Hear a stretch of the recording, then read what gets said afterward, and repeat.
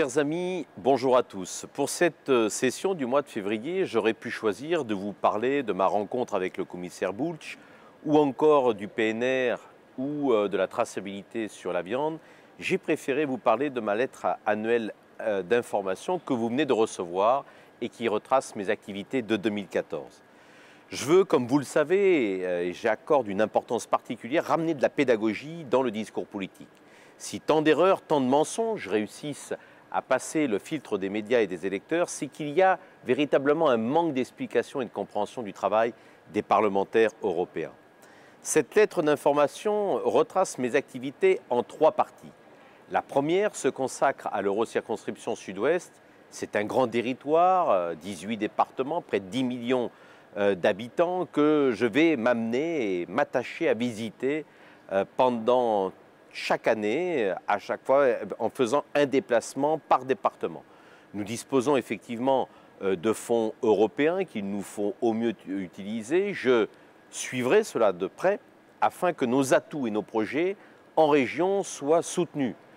On peut penser bien entendu à la LGV, Montpellier-Perpignan. Je me suis déjà aussi rendu sur 2 sites d'importance de par leur savoir-faire, à Toulouse pour visiter le site Airbus, ainsi qu'aux Forges de la Guiole en Aveyron.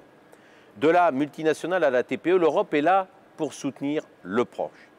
La seconde partie parle de mes activités, bien entendu, dans mes commissions, et en particulier commerce international, où je siège depuis maintenant presque 4 ans. Un sujet revient en ce moment sur toutes les lèvres, il s'agit de l'accord de libre-échange avec les États-Unis, plus communément appelé le TTIP.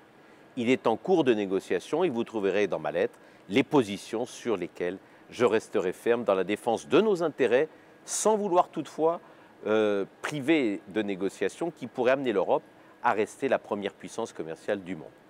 Vous verrez que cette commission a pu traiter aussi récemment d'un sujet qui concernait directement nos pêcheurs au Gros du Roi, que j'ai eu le plaisir de recevoir au Parlement récemment.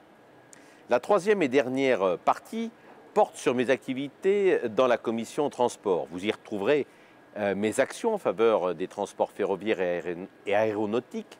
Ces sujets sont liés à la relance de l'industrie que je porte depuis plusieurs années. En lien avec les articles, vous trouverez des chiffres parlant en haut de chaque page qui apportent des compléments d'information. Mais si vous en aviez à retenir qu'un seul, retenez celui-ci, 53 500, c'est le nombre d'emplois du secteur aéronautique en Midi-Pyrénées. C'est le plus important secteur industriel régional. Pour renforcer l'influence de notre circonscription, j'ai contribué à la relance de l'intergroupe Ciel et Espace au Parlement européen, créé il y a 20 ans par mon prédécesseur Dominique Baudis. J'y ai été nommé d'ailleurs vice-président. Je vous invite donc à lire cette lettre d'information annuelle. Je l'ai souhaitée ludique tout en vous proposant une vision d'ensemble du travail mené au cours de cette année 2014, à la fois au Parlement, mais bien entendu également en circonscription. Je vais poursuivre cet effort de pédagogie auprès de vous afin de faire connaître les institutions européennes et leurs prérogatives, tout en restant à votre écoute et dans le but de défendre au mieux vos intérêts. À très bientôt.